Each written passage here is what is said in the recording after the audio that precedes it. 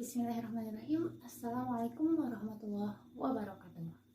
Alhamdulillahirrabbilalamin. Wabihi nasta'inu ala umuri dunya waddin. Wassalatu wassalamu ala asrafil anbiya wal mursalin Sayyidina Muhammadin wa ala alihi wa sahbihi ajma'in. Amma ba'du. Puji dan syukur marilah kita panjatkan kehadirat Allah Subhanahu wa taala yang mana atas limpahan berkah dan karunia-Nya kita dapat melaksanakan pembelajaran online hari ini. Salawat dan salam semoga selamanya tercurah limpahkan kepada Nabi Muhammad Sallallahu Alaihi Wasallam. Selamat siang adik-adik. Bagaimana kabarnya hari ini? Nah, semoga kita semua selalu dalam keadaan sehat walafiat ya. Biar pembelajaran online ini bisa dilaksanakan dengan semangat. Nah, untuk hari ini materi pembelajaran Al-Quran Hadis akan membahas tentang memperindah bacaan Al-Quran dengan ilmu tajwid. Namun sebelum masuk ke materi, alangkah baiknya kita berdoa terlebih dahulu. Mari kita berdoa bersama-sama. Bismillahirrahmanirrahim. Raditu billahi robba wa bil islami dina wa bi Muhammadin nabiyya wa rasulah. Rabbi zidni ilman warzuqni fahman. Rabbi shrah li sadri wa yassir li amri wahlul 'uqdatam min lisani yafqahu qawli ya fattahu ya alim. Amin ya Allah ya Rabbal Alamin. Nah, setelah kita berdoa, silahkan adik-adik absen dengan menuliskan nama di kolom komentar di bawah ini ya. Nah, setelah itu saya akan mengungkapkan beberapa tujuan dari pembelajaran hari ini. Nah, yang pertama itu diharapkan adik-adik dapat menyebutkan pengertian hukum bacaan mad tabi'i, mad wajib mutasil dan mad jaiz munfasil. Kemudian adik-adik juga dapat menyebutkan ketentuan-ketentuannya. Selain itu, adik-adik juga dapat menentukan kategori hukum bacaan mad tabi'i, mad wajib mutasil dan mad jaiz munfasil. Kemudian adik-adik juga diharapkan bisa membandingkan, kemudian mengetahui cara membaca, mendemonstrasikan dan juga mengoreksi cara membaca pada hukum bacaan mad tabi'i, mad wajib mutasil dan mad jaiz munfasil. Nah, itu tujuan pembelajaran untuk bab ini.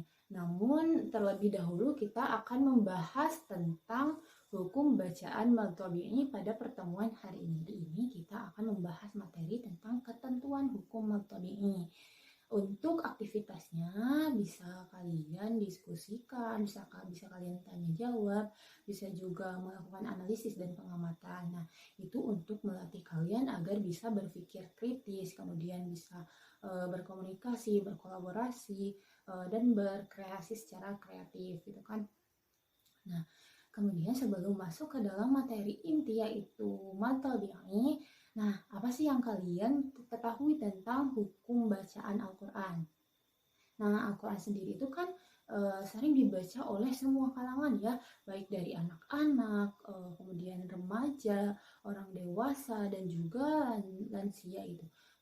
Misalkan nenek kalian membaca Al-Quran di rumah atau adik kecil kalian membaca Al-Quran di rumah.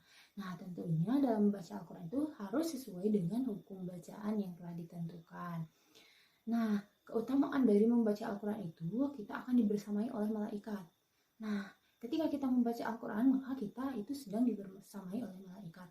Bahkan menurut suatu riwayat ketika kita membaca Al-Quran dengan terbata-bata sekalipun kita akan mendapatkan pahala sebanyak 2 pahala. Nah, bukankah itu sangat menggiurkan ya adik-adik?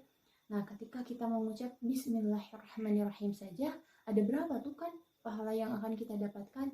Nah, maka dari itu adik-adik harus rajin membaca Al-Quran itu. Sama saya juga harus rajin membaca Al-Quran biar kita sama-sama mendapatkan pahala dari Allah Subhanahu wa taala. Nah, itu ya. Jadi membaca Al-Quran itu harus sesuai dengan hukum bacaannya. Nah, hukum bacaannya itu disebut dengan ilmu tajwid. Kemudian apa sih ilmu tajwid itu? Nah, ilmu tajwid itu menurut bahasa berasal dari kata jawada, jawidu, tajwidan yang artinya membaguskan atau membuat bagus. Nah, ilmu tajwid adalah ilmu yang digunakan untuk mempelajari bagaimana cara membaca dengan baik. Nah, ilmu tajwid ini ditujukan untuk membaca Al-Quran atau tadi sudah saya sebutkan hukum bacaan Al-Quran ya. Meskipun dalam pengucapan huruf-huruf hijaiyah kita harus benar, karena ketika kita salah mengucapkan itu akan menimbulkan arti yang lain ya. Secara kan bahasa Arab itu sangat luas.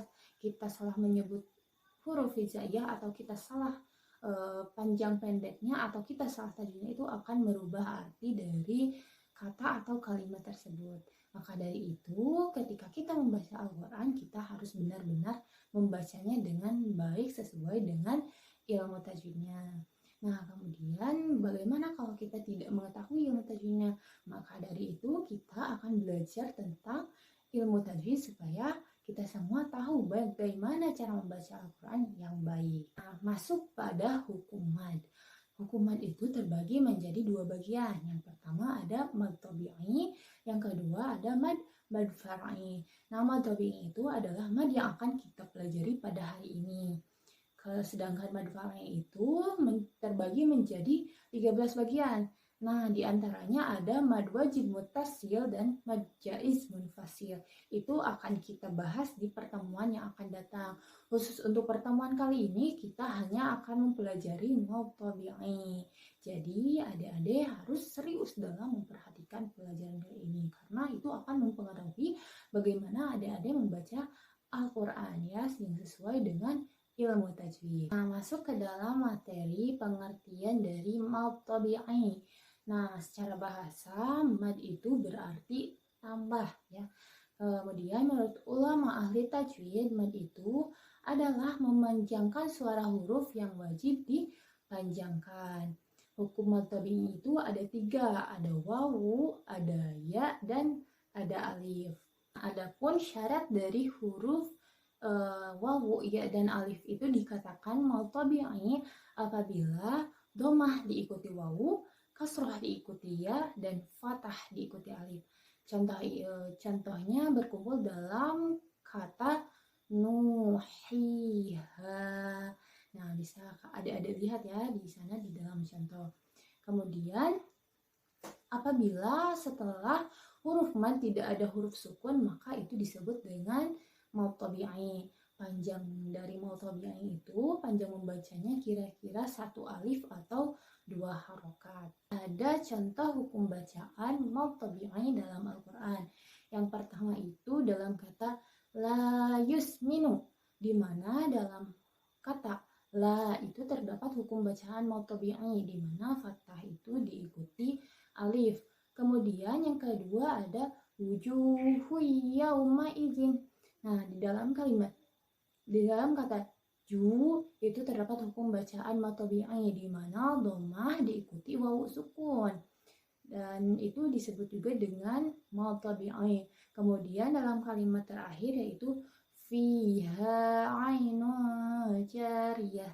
Nah, dalam kalimat fi itu terdapat kasroh diikuti ya sukun, di mana itu disebut juga dengan mad tabi'i. Nah, bagaimana adik-adik udah mengerti belum tentang hukum bacaan mad tabi'i? Mudah-mudahan adik-adik mengerti ya tentang apa yang sudah saya jelaskan tentang mad tabi'i. Nah, untuk sekarang silahkan kalian berdiskusi ya. Caranya silahkan kalian membentuk kelompok masing-masing. Dalam satu kelompok itu terdapat 5 anggota. Nah, kemudian kalian cari dalam Al-Quran bacaan mad tabi'i ya, bacaan mad tabi'i. Kemudian silahkan kalian tuliskan kata per kata dan tuliskan juga terdapat dalam Quran surah berapa, ayat berapa. Nah, kemudian kalian beri keterangan bahwa itu adalah mad tabi'i. Nah, silakan ya, ini adalah tugas kelompok. Untuk pengumpulannya, silakan kalian kumpulkan di Google Classroom yang sudah saya sediakan ya. Nah, untuk tugas individunya atau tugas yang bisa dikerjakan oleh kalian masing-masing ya per orang, silahkan kalian amati atau cermati ketika ada yang mengaji di masjid, ataupun ketika kalian mendengar adik atau ibu atau ayah kalian mengaji. Silahkan kalian amati bacaannya, khususnya dalam bacaan mad tabi'i, apakah sudah benar bacaannya atau tidak. Nah, jika benar silahkan kalian tulis keterangan benar, dan jika tidak kalian silahkan tulis tidak benar. Kemudian alasannya bagaimana, apakah matobi'inya itu kurang panjang atau tidak dibaca panjang atau yang lainnya ya. Itu tugas untuk kalian.